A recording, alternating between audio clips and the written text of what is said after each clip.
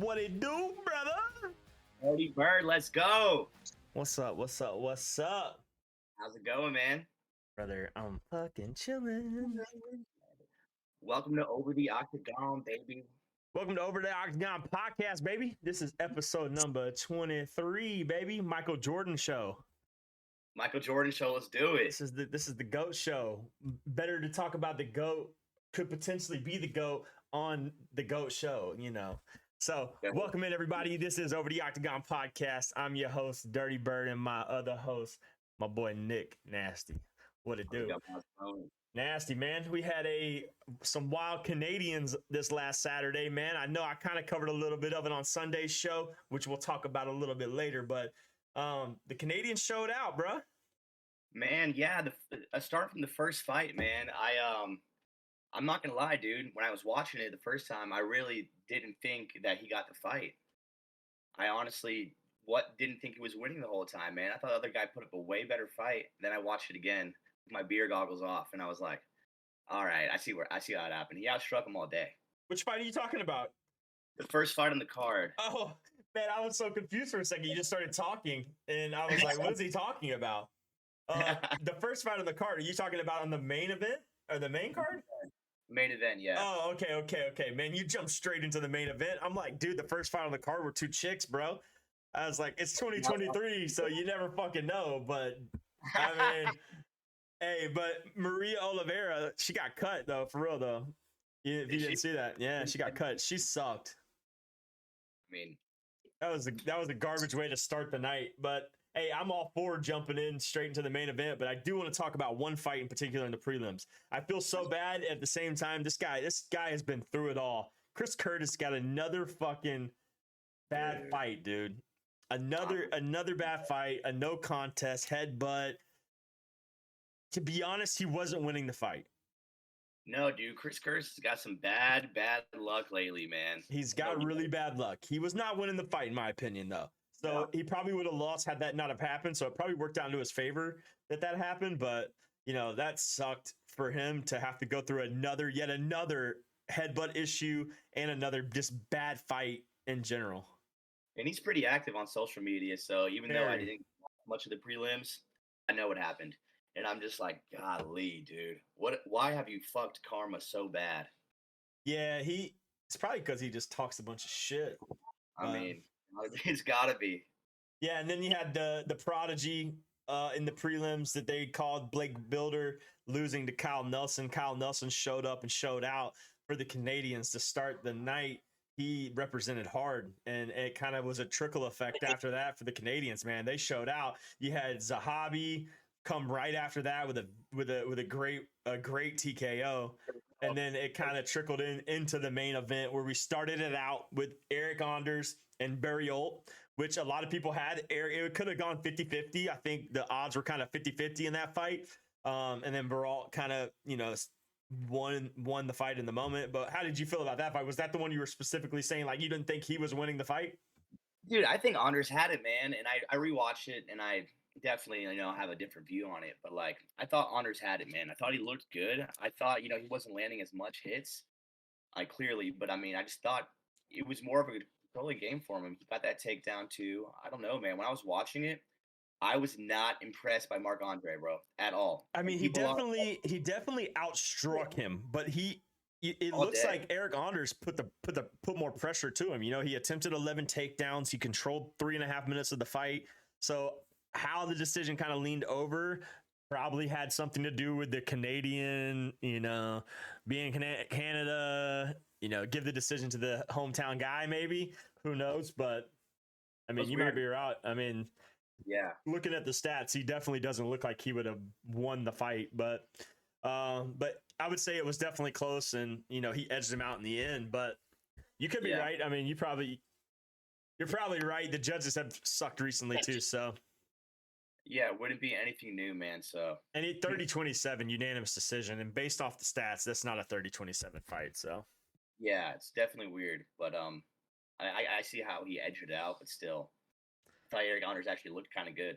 It was dude, the fight itself was nonstop, dude. These guys were fucking going at each other, man. Yep. And when you got 2 minutes like that going at it. It's a fun fight, dude. I know. And then the next fight, you had two guys who also went at it again, Dan Ige and Nate Landwehr. You know, Wow. which it sucks to see Nate lose because he's a fan favorite. A lot of people like him. Dan Ige though is a beast, dude. He's a beast, and he's on a mission to get it. He's on a mission to get to the top 5, and that's what he's wanting to do. And he showed it in his last few fights for real though. Like recently, he's looked really good. He looked amazing recently, man. That that loss he took really hit him hard, dude. And I swear he's a better person, dude. And just extremely like focused, bro. His dad was a Navy SEAL. I found that out on the over the weekend. Like, dude, this guy's mentally got it all day. But I love Nate, dude. Just watching him, like he was a champion in Russia. Like this dude, he might be the Khabib secret. You know what I'm saying? Nah, he ain't no Khabib secret. He's a gangster, man. You heard him talk? He sounds like your average dude from like Atlanta. I'm telling you, bro. Landscaping. Just down south. Yeah, like got that down south drawl to him. I don't even know where he's from. Curious to see that. Where is he from? Dude, honestly, if I would guess right now, I'd say Alabama or Tennessee. It doesn't say where he's from, so I don't know. Hey, well, his birthday is the day before mine. So, Gemini dog? He's a Jimmy. But then we had another fight. The badass on the card, Mike Malott, Adam Fugit, bro. Mike Malott showed out for the Canadians, man. He's a beast, dude. He's good. That dude is sick, man. That dude is sick. He's gonna be a problem, and his submission game is nasty. Dude, he's so good, man. It almost looked like, Fugit had no business being in the octagon with him at all. Like, even though I'm like, I didn't deserve it, dude. I mean, I think it was overall, it was a good matchup because you got a guy like Mike Malott who's still up and coming. So to get a guy like Adam Fugit who still has a couple of good fights under his belt, but Mike Malott just made it look so easy. Dude, he's a beast, man. That knockdown, I was like, all right, dog, let's go. And I'm still going to call him Mallet. I don't care. Yeah, I have been pronouncing it Mallet, but I overheard someone call him Malott. So now, like when I was listening to the fight, they kept saying Malott. So I'm like, well, I'm just gonna call him Malott then, whatever. He's a Malott of a motherfucker, that's for sure. But and, he's along with that other class of up and comers like your JDMs and your Ian Garys and guys like that. Mike Malott is right there with those guys when it comes to the up and comers, the rookies. That's perfect. I didn't think of that, and that's honestly that's how it is right now. And there's some scary rookies coming in, dude. There are some very scary rookies, and we're gonna talk about one later. But right now, you got to think. If off the top of my head, you got like Bo Nichols. If he can beat Trayshawn Gore coming up, he's gonna be an insane prodigy. But a lot of people are doubting him, so we'll find out. Mike Malott, you got guys like him, Ian Gary, JDM. There's a lot of rookies coming up that are gonna be a problem, and especially in the weight divisions that we need them in too.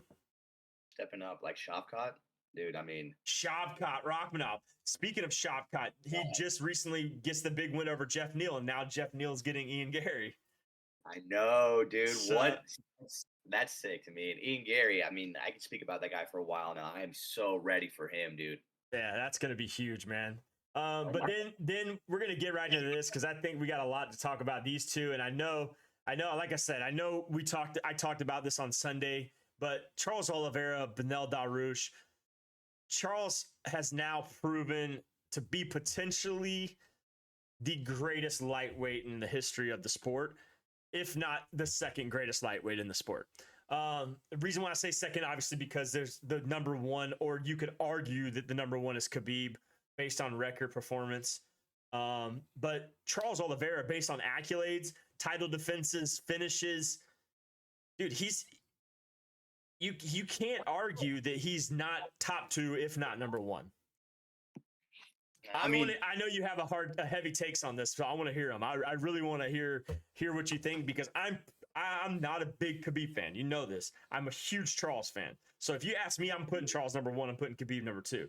But if you ask any other fan out there in the world, it's gonna be a toss up. So have the floor, my friend. It is, man. So I dug deep in this, man. I dug super deep. I was like, hold on, best lightweight ever. Because people do not realize how long and how much fights this man has had in the UFC. Charles has been there for a minute, dude. But going back, I thought of every single UFC lightweight champion. every single one from the beginning. Jens Pulver, Yeah. Sean Strick, Yep. BJ Penn. You know, you think of all these guys. Even Connor had it at one point. You know, there's a lot of people in there, and then Khabib. You know, and so I dug deep. I was like, I know stats aren't everything. I was like, I know, you know, certain fighters fought better competition. You know, completely they did. Like back in the day, you know, it was a lot different game than it is now.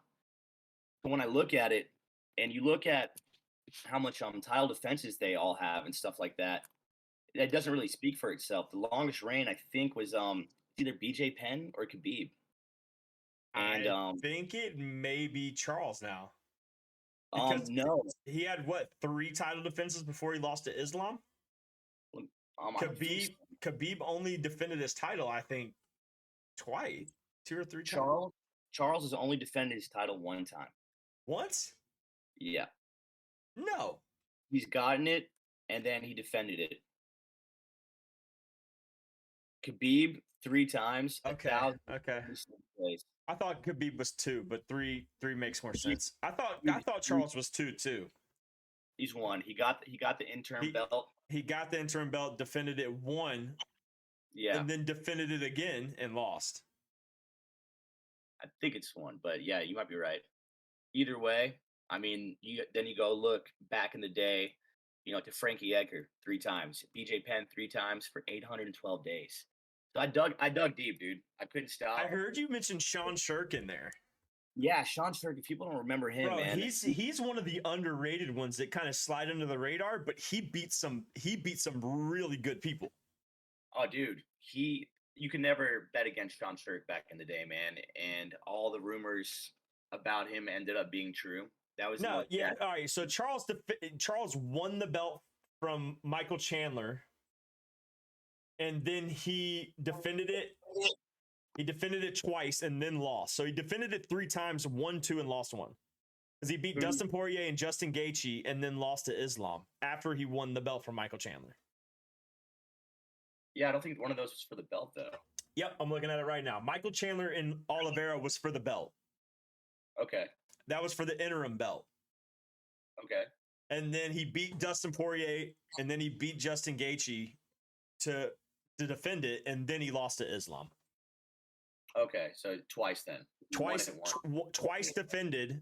Well, yeah. three times defended. He lost the most recent. So he defended the belt 3 times, but he lost the most recent defense.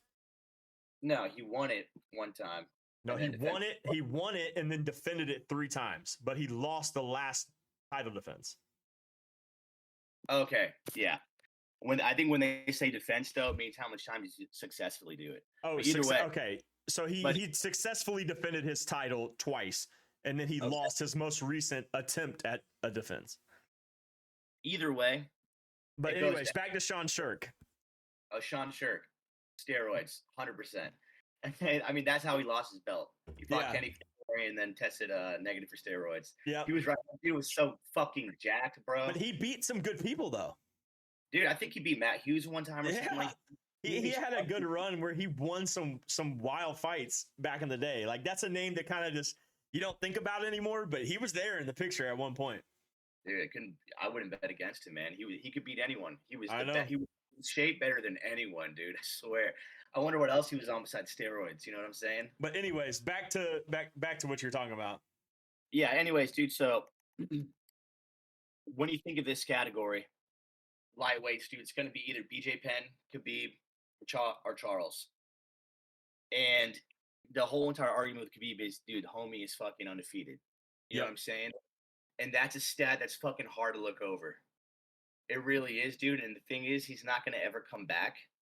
Ever. I don't think Khabib is ever even going to compete again. He said he might do jiu-jitsu. Nah, he won't. So with that being said, dude, I don't think you can ever surpass him. And, I think he can, and here's how. Yeah. If Charles beats Islam in this second fight, beats him, they got to set up a trilogy fight. Beats Islam the second time, Charles retires greatest lightweight of all time. I mean, but Khabib has never However, lost. Islam if he beats Charles and then defends his title at least five times, now we have a whole new conversation. Yep. And because right now, the lightweight division, you got guys like Rafael Fiziev. You have Justin Gaethje still in the mix. Dustin Poirier still in the mix. Michael Chandler, who is going to need a fight if Conor McGregor can't fight him. He's going to need a fight. So you still have guys who are ready to go. And if Islam wipes that whole division, so did Charles. But if he is the sole beater of Charles Oliveira, you never know. I mean, Islam is going to be hard to beat, first of all. There's not a guy in that division right now that can beat him. I don't think at the moment. I think there is, man. I think people have it's all about figuring out styles. It took people forever to figure out the Gracies. Then I think once they figure it out, you'll be fine. You're right. But how long is he going to defend that title, though? If he defends it 8 times, 6 times, 7 times, are you going to tell me that he's not the greatest lightweight of all time? I'm going to say that he could be in a stacked division like that. But he has lost once. Yeah. Early in his career, though. I mean, dude, you can't compare that to Khabib, unfortunately. Okay, let me ask you this, though. If he goes, let's see, what is he right now? He 24-1. Yep. Khabib retired, what, 28-0? Yeah, some shit like that. 28 or 27-0. Say Islam goes 30-1.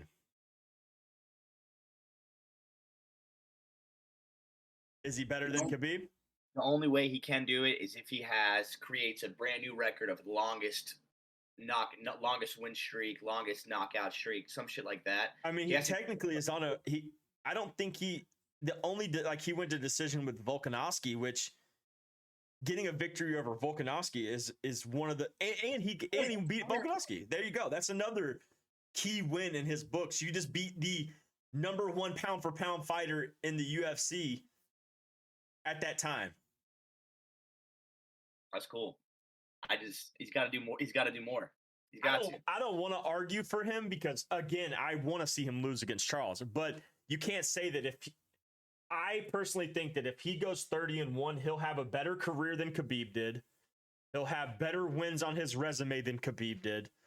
And the only thing that's going to set him aside from that, from passing Charles, is going to be, one, he has to beat Charles both times. But Charles holds the record for most submissions in the lightweight division. He most finishes.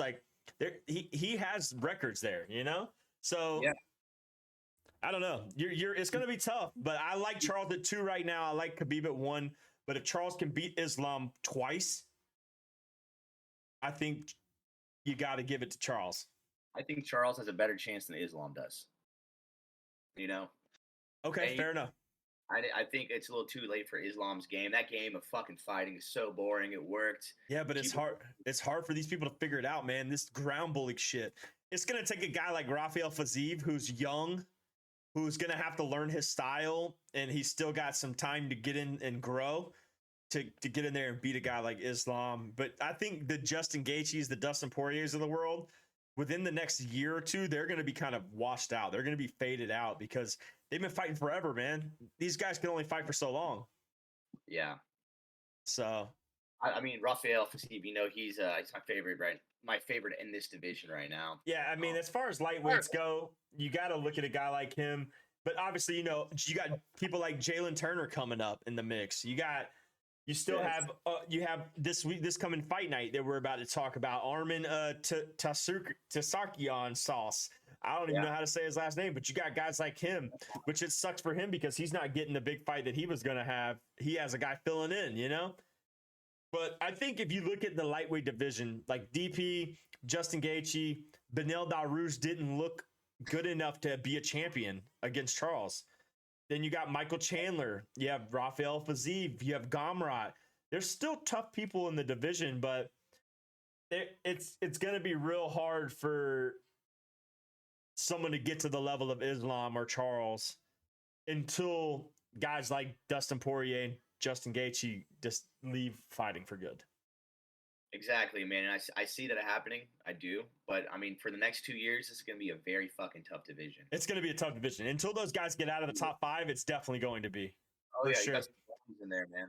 I want Chandler- to talk about one thing before we leave this topic. Though, did you happen to see the interview with Daniel Cormier and Islam, where Daniel Cormier asked him about the Justin Gaethje and Dustin Poirier fight for the BMF title?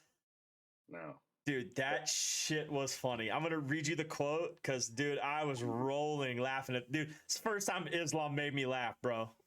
And he said this to Dustin Cormier. He said, "I don't want that shit. This belt is for the bums, you know. First time who fight for this belt? Nate Diaz and Masvidal, the people who could never be champions. Gaethje and Poirier, I don't know when they fight for the real belt many times and they always lose. You know, now Dana like good guy, give them other belt. Guy, you want to be the BMF champ? Honestly, if somebody gave me that belt tomorrow, I wouldn't want that shit." That shit was so funny, dude. And he's 100% right. Dude, I think he's funny, man. He is he's a goofy dude. He's way cooler than Khabib was. So much cooler, man. Like, you know that one fight where he just ran and sprinted in like a goober? But he's good, man. He's good. And the thing is, man, he actually, was a pretty good sport, during the whole Volk thing too, as well. Oh, yeah. He actually, there's respect there. I do like him.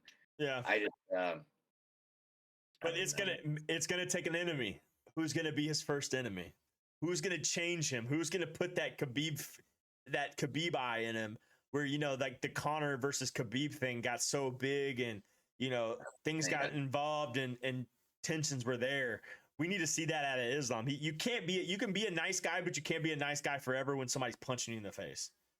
Exactly, man. And just recap on what you said earlier. I got a quick question. Is there something saying that Conor McGregor is not going to be able to? He may not be able to fight. Well, supposedly, according to today, he had 48 hours to join the USADA pool, or he wouldn't be able to fight this year. So he has 48 hours from today. 48 hours from today or yesterday to join the USADA pool, or he wouldn't be able to fight. So, and it's almost like dude, I hate to say this, but we might not ever see Conor fight again. No, he's gonna fight again. I hope it's in the fucking UFC, man. That really gets me, dude. But him in Conor fashion, he's gonna sign up 5 minutes before you're not allowed to sign up anymore. That's true. He'll probably pull some shit. But if Dana wants him to fight, the fight will happen. I mean, yeah. I don't know how all that works, but if he wants it to happen, it's gonna happen. But you think he would fight lightweight? Who, Conor? Yeah. If he could fucking get there. I don't think he can, man. I don't know either, dude. He's big, massive. Conor McGregor welterweight, like they're gonna have to do a catch weight or go up a weight class. I don't know if they're gonna be able to fight lightweight. No, man, he needs a belt. That boy needs something to think about, man. So, would it be welterweight? Well, I can tell you this: he'll have to be welterweight, because if he tries to cut down to lightweight, it's gonna look sickening. I don't think he's gonna be able to do it. You would fucking piece up the welterweight division, bro. Man, I mean, he might lose to Michael Chandler. Nah, dude, you're high as shit. Well, I'm gonna tell you right now, his team sure as hell's not winning. God, no way. I don't think Conor would ever be a better coach than Michael Chandler at all. Dude, so we'll jump right into that. This is a good segue into the Ultimate Fighter, because the fight night is not going to take us long to talk about, because God, is it garbage outside of 2 fights. It is not that great. I'd say 1 fight, but I feel you. Yeah, I guess, really, because the other guy, the contender, is not even getting to fight a guy in the top 15, which sucks. It's so stupid. But anyways, before we get into that, the Ultimate Fighter. So last night's episode, Conor McGregor's team is just getting ran through, and it's gonna piss him off at some point. So I'm just waiting for Conor's ego to explode inside the house, and then him just get mad at his team and start like yelling and cussing and just getting upset because his team's losing. And I'm gonna tell you, his team's losing, I think, because he doesn't have the right coaching staff in there for these fighters. I mean, I hate to say it, but Michael Chandler, his coaching staff seems to be doing a hell of a job, and Michael Chandler is doing really well as himself. But the veterans are just dominating, man. Like this last night's fight, you had the vet looked great, pieced them up both rounds, didn't even lose a round, and it sucked to see, but because don't get me wrong, I think the rookie didn't look terrible, but the vets are killing it, man. I think the vets have a potential to sweep the whole entire competition. Oof. Yeah, there are some good rookies though, but yeah, man, it's looking like shit. And there's that one scene where they go over the future of the series and they show like glimpses. That one where Conor McGregor drops he's heavy sparring with one of his kids and drops him. It's happening soon, dude. That man is getting pissed. Well, I think next week we could see a big moment for Conor McGregor because his guy fighting next week is good. You got I can't remember his name. I'm trying to look it up off the top of my head, but he's the guy that had the staph infection. Yeah. That they had to cancel the fight, but he's fighting next week because they're back at it again, and he looks good. So he looks like he's going to be tough, a tough competition. So maybe they bounce back next week with a rookie win, but I don't know. The vets just look good. I know I saw it was on next episode, Conor McGregor brings in Wonder Boy to teach some karate, some sparring, some striking classes. So who knows? Might help him out a little bit. I mean, Wonder Boy's probably one of the best karate strikers outside of Lyoto Machida ever to fight in fucking UFC. Yeah, GSP. GSP. I mean, Anderson Silva was more Thai, but GSP, Lyoto Machida, and Wonder Boy, man, those guys are, they're great. So they're insane. I love karate, dude. It's so rare watching someone excel with that. So watching it, it's fucking awesome. That stiff fighting style, man. It's just like that. Everything is so. Yes. It's so straight and direct, and kicks are thrown so perfect. The only difference between that is just you have to have that combination of wrestling if you're going to fight karate. You have to have some sort of takedown defense, or you're going to get bullied around. Luckily, guys like GSP had excellent takedown defense because he fight people like Matt Hughes and BJ Penn. Who Matt Hughes was a hell of a wrestler. Matt Hughes was amazing, dude. Yeah, that takedown defense is that's crucial. You got a good sprawl. That's key.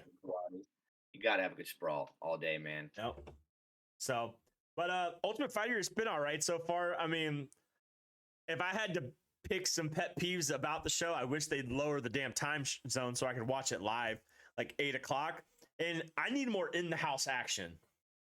Come on, bring it back, dude. We want that reality. I want that reality shit, man. I don't want a fighter interview overview, a fighter overview fight. Yeah. If you're going to do that shit, you should have just gave me the Dana White Contender Series. Yeah, because that shit gets mad corny. It really does, man. I don't care if the guy's freaking... Oh, damn, my power just went out. That's been going on, dude. The storms are insanely bad. That was weird. Hopefully it doesn't kill my computer. But I don't want to see about this guy's life. I don't care if you and your wife went to your anniversary dinner and now you just got your ass whooped, bro. I don't care about that.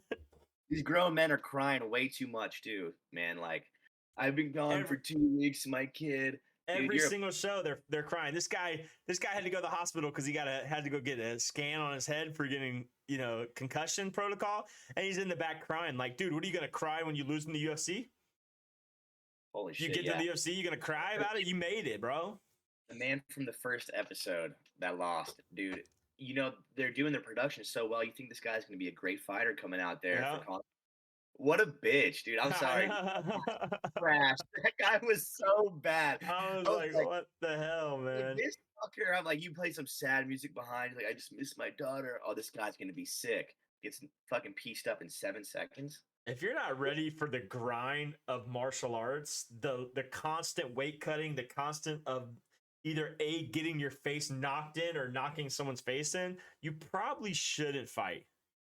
No way at all, man. If you're not ready to go home and your daughter or son ask you, Dad, what happened to your eye? Or Mom, what happened to your eye? And you're not prepared to tell them I got knocked out, you probably shouldn't fight. No, you definitely should not, man. Like you said, though, we need we want some fuckery.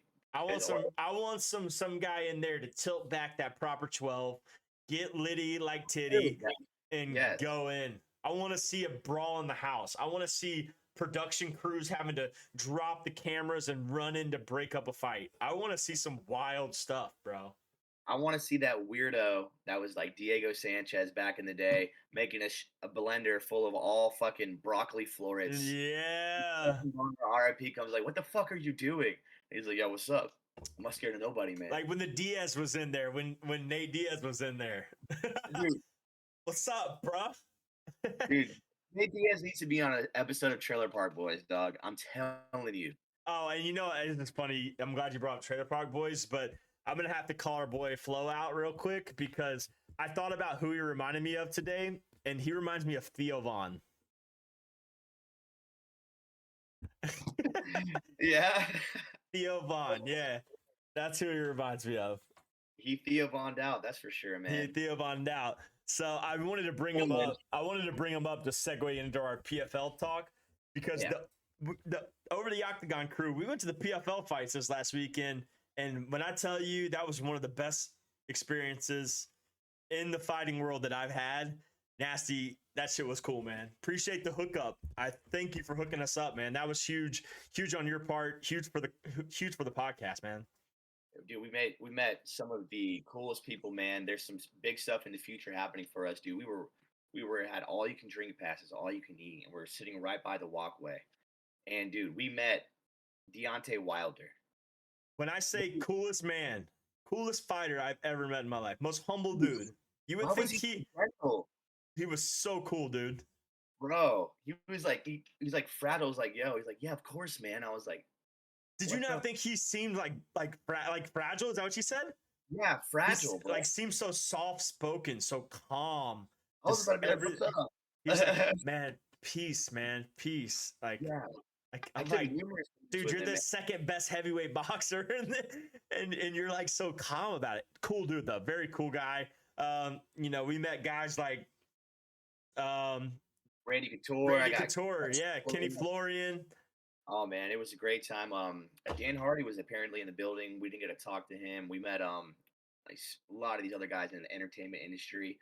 Shout out Florian Sablowski for this. That was awesome that you hooked us up. We want to do it again. That would be insane just to cover all these fights. And if I'm going to shout out anybody that I saw fight that was actually good, was that Bubba guy, bro. Oh, Bubba Jenkins, bro. Yeah, man. I was going to talk about him. Bubba's a problem, man. Dude, he's a big problem, man. That was a manhandle victory. If you guys haven't heard of him yet, man, I would definitely hear about him. He trains with some top-notch fighters, dude. And, dude, his, like, suplex takedown was sick. And just he's quick. He could fight in the big leagues, dude. Definitely. Like 100%. He'll be. Watch out for that name right now. Actually, you know what? Over the Octagon podcast is endorsing Bubba Jenkins right now. He will be in the UFC and he will be a problem, bro. When I tell you, when he won, that crowd, that everybody was so electric. Me and you, we like ran up, ripped our shirt, like we were like running up, jumping on like inside the cage, like almost on the inside the cage, bro. Hyping this man up, like he is a beast, bro, and he's number one right now in the PFL. So he's an entertainer, man. He's a fan favorite. He loves it. He puts on a show. He goes out afterwards. You know, he was all showing out in Atlanta for sure. Dude, 100%. I can't wait to see him. I guarantee you we will get him on the show in the future. We've got a good relationship as well with him, dude. He loves Atlanta. I mean, this dude, we're calling it. That's our hot take of the episode. Bubba Jenkins. What a fucking name, dude. For one, he'll win the PFL division. He'll win his division in the PFL tournament for sure. He'll get that check, and then watch out because he might be in the UFC within a year. I'd love to see that too. I mean, I don't know how the PFL contracts work with the UFC, but if he's in the PFL causing problems, he has a bright future. He'll get called up. So, but yeah, man, dude, that was such a fun event. We have 2 more coming up in Atlanta. I was going to talk to you about this live on the show, bro. We have another one this Friday, my brother. This Friday. I thought about just buying some standing room only tickets just to go, kind of mingle and dingle and pull the nasty thunder and try to get back into the VIP again. What you think? I mean, definitely. I'm not going to Nashville anymore. My band's not recording, so it's Father's Day. So one of them's a father, and I was like, all right, I understand. You're a father as well. Oh, Sunday. So Friday night, maybe. And if not this Friday night, there's another one coming up the next Friday night. So No, dude, let's go. you want to go to all three? Yeah. All right, bet. Yeah, I'm with it. We'll be there, guys. We'll be there. We'll be there. We'll talk more about it off the podcast, but we can still snag some tickets. I looked at them yesterday and seeing if the other homies wanted to go, and if not, but I'm down. Yeah, we'll look at the tickets when we get off, and we'll snack some up. They're pretty cheap right now. You can get them for pretty low, but I don't plan on being in standing room only very long. No way. So, but anyways, yeah, hell of an experience at PFL. Be on the lookout for upcoming shit with that. We made a lot of good connections. We talked to a lot of good fighters, a lot of ex-UFC fighters, entertainers, boxers that really gave us the thumbs up that they would come on the show eventually. So be on the lookout for that. Yeah, man. And what was crazy is the last person, this guy is huge in the UFC. Rafael Asuanco. I can't pronounce his name, dude. He's fought in the UFC like 15 times, dude. Yeah. Before that, he just retired from the UFC. Yes, dude. And he literally, before we even asked him about our podcast, he's like, "Let's run the podcast." I was like, "What?" And I know he's busy. He just retired, but he's like, "Yeah, let's run it one time." Yep. So he'll be on here, and that man is going to have some stories for us, man. That guy's going to be able to talk to us. It's probably going to be an hour-long interview. We just want to hear everything this man has gone through, seen in the game. It's going to be sick. Yeah, I would love that. And I want to get more, try to get more veteran fighters on, like fighters who have been in the game since the beginning or early on in the beginning. I want to hear those kind of stories. I want to hear what it was like to be in the UFC 10 years ago, 15 years ago, And I want the weirdos in there too. That I remember there was this old Ultimate Fighter, and there was this drunk coach who went and fought with everybody. He sparred with everybody in there, and he was drunk the whole time. He was like Dutch. We'll have to find him out. We'll have to find out. It's John Charles Skarbowski. I've heard. I remember that name. Drunk, dude, and he's whooping ass. They say he was sparring way too hard and everything like that.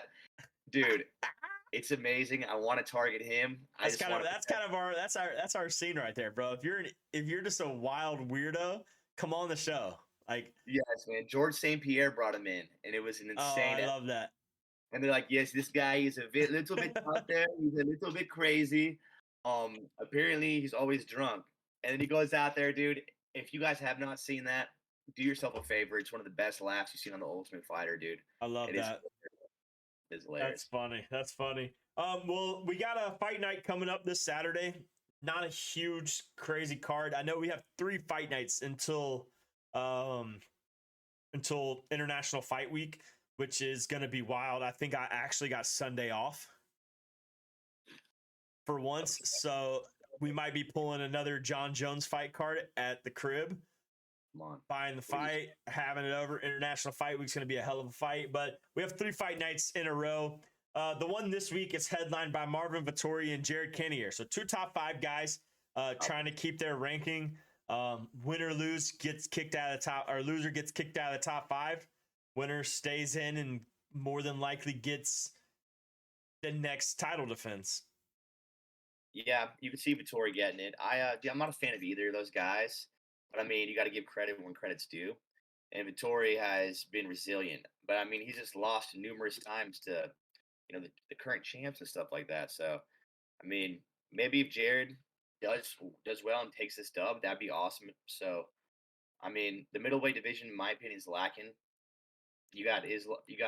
It's gonna be weird because Robert Whittaker right now is fighting Dricus du Plessis.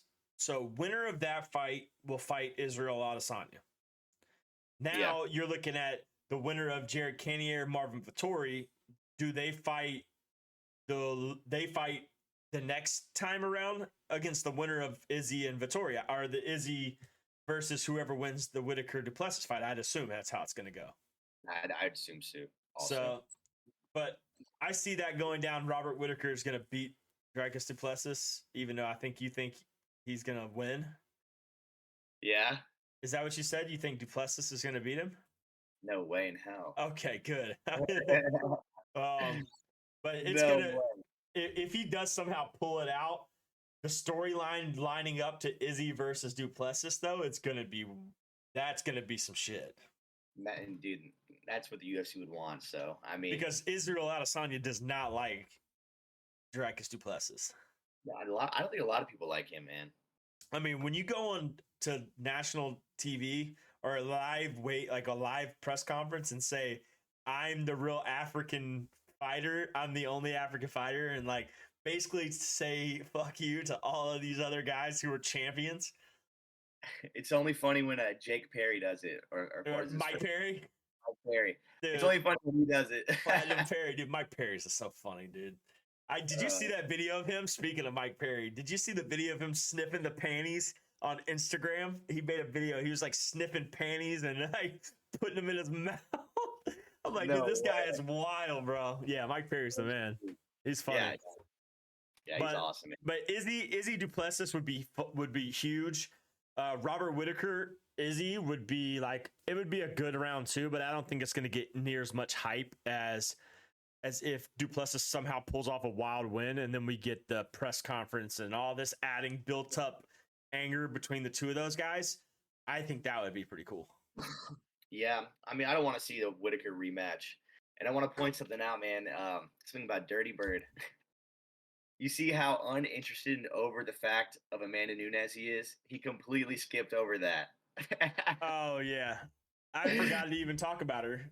You know, she headlined the card, but I guess the world is sick of her story because Dirty Bird didn't even mention it. Well, I just talked about her on Sunday too, but I mean, Don't get me wrong. She's the greatest female fighter ever, but it's like, now that she's gone, there's nothing left. I mean, we're about to get freaking the worst fights ever coming up. We're gonna get Raquel Pennington versus Juliana Pena for an interim belt, more than likely. Who the hell wants to watch that? No. Yes, dude. I don't want to watch that. And then the number 3 ranked fighter in the bantamweight division of the women's is Holly Holmes. Bro, she's so far past her prime. I thought she was in a retirement home. Dude, it's crazy. And then Irene Aldana just got her ass whooped by Amanda Nunes. So, and after that, there's nothing left, dude. We're going to have more out of the flyweight division and the strawweight division than we are out of that bantamweight division. 100%. That bantamweight division is dead, bro. Honestly, they should have retired the whole division. They did retire the featherweight division. Yeah, they can do it for bantamweight too, though. So they're about to they got rid of the featherweight, and they're talking about potentially adding an atomweight division, which is like 105. That'd be fun. So you want to talk about some women's flying around, running around the cage? Could be interesting. No knockouts. Oh, 0 knockouts. We talked about that on the podcast the other day, and I was like, yeah, no knockouts, all decisions. Bet the over on every single fight. 100%. Bet the over. Yep. On every fight. But yeah, I mean, dude, sorry, Amanda Nunes. I don't want to take your shine away from you, but it's not worth talking about anymore. You're gone. You're retired. Hell of a career. There's nothing left in that division to even care about unless Aaron Blanchfield steps up and goes to that next up a division and tries to fight for the belt. Nobody's going to care about that division ever again. That was actually what I was going to say to you. If Aaron Blanchfield jumps up, that'd be sick. So, yeah, besides that, I don't even give a fuck. I'm focused on that Suarez girl that we saw last week or 2 weeks ago. Oh, yeah. I'm focused on her. Blanchfield all day. Alexa Grasso, dude, I don't know. I think Shevchenko was gonna run that shit the fuck back. I don't know. Oh, we're gonna see a better Shevchenko the next fight. I think she gets her belt back. I think we're back to square one again. Casey O'Neill, I like watching you. Period. What's up, though? You're crazy, bro. But, all right, so you made me bring up something that I was not wanting to talk about. I skipped over it for a reason because nobody gives a shit. That's just dead, bro. It's dead. That division is dead. We care.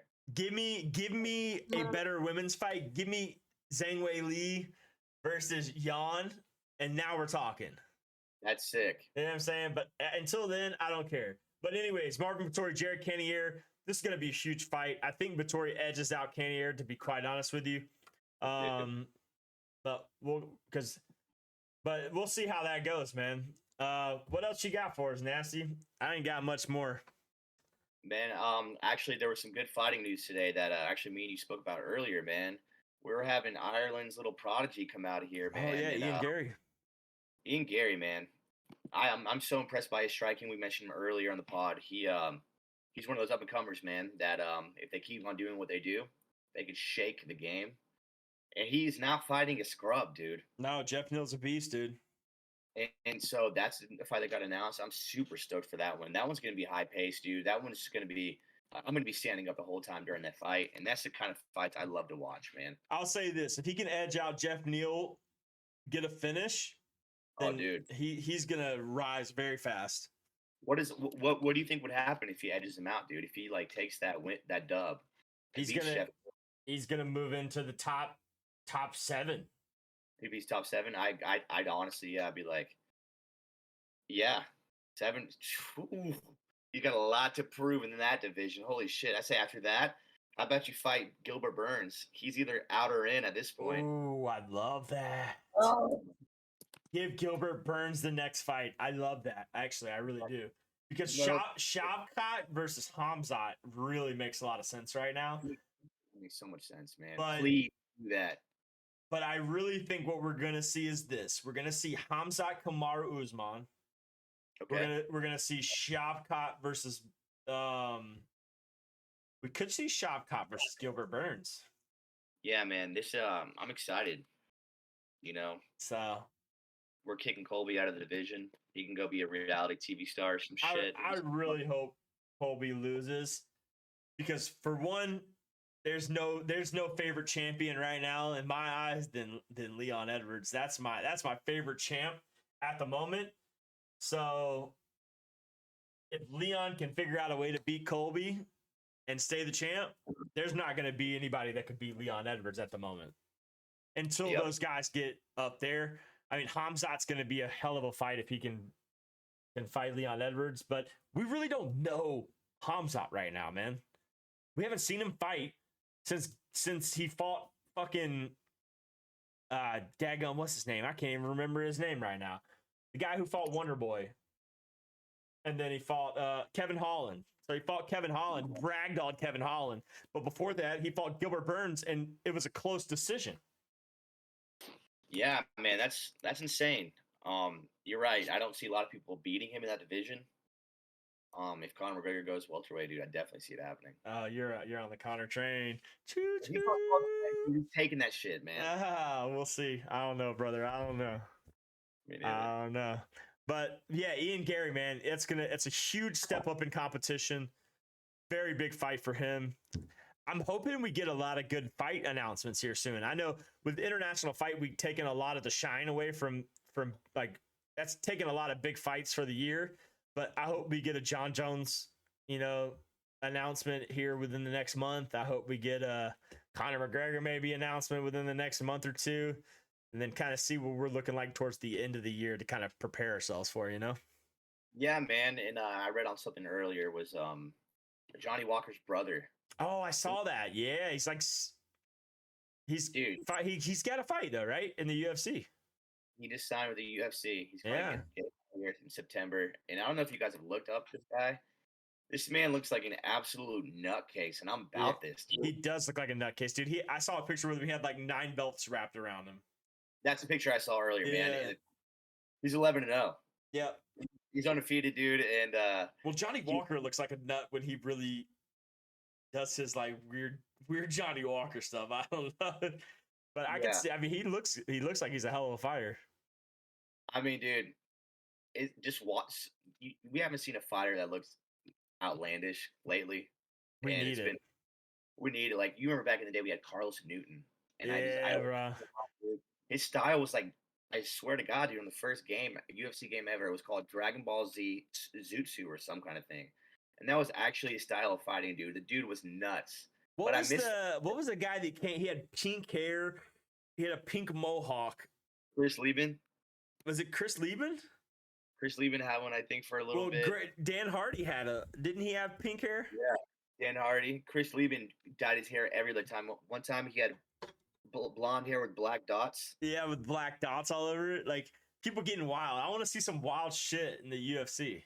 I mean, Clay Guida, that kind of energy, please. Like, give me that kind of energy every single day. I want to see that in the UFC because nowadays it's straight fighting. There's really not many entertainers anymore in the fighting world. There's not. We need that. The guys that don't tap out, the fucking weirdos, like bring it back. Yeah, we need that for sure, bro. But yeah, man, I don't really have much. I know there wasn't much to cover on that fight night, but I think we got to the point of everything we needed to talk about. Keep looking out for new stuff coming. Stay in tune with us. We're gonna have a lot of new stuff coming, a lot of good plans for the future.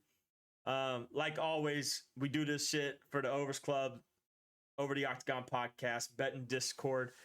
So if you are a gambler, join that shit. It's perfect. And you get all the access to all the exclusive members and stuff. And then you get all of our updates when our podcasts go live. We are now on YouTube. This is our, third episode now on YouTube? Yep. So third episode on YouTube, Spotify, Amazon Music, Apple Music. We got it all, man. So if you look down to the bottom corner, you see all of our links to everything. Make sure you click follows on our YouTube. We're trying to grow that as much as possible because that's going to be our number one success to getting our videos out there so you can kind of see who we are, the people behind the mic. But if you're on your way to work and you can't look at your phone, obviously we have the Spotify podcast and every other, every other podcast service. So follow along, man. Nasty, brother.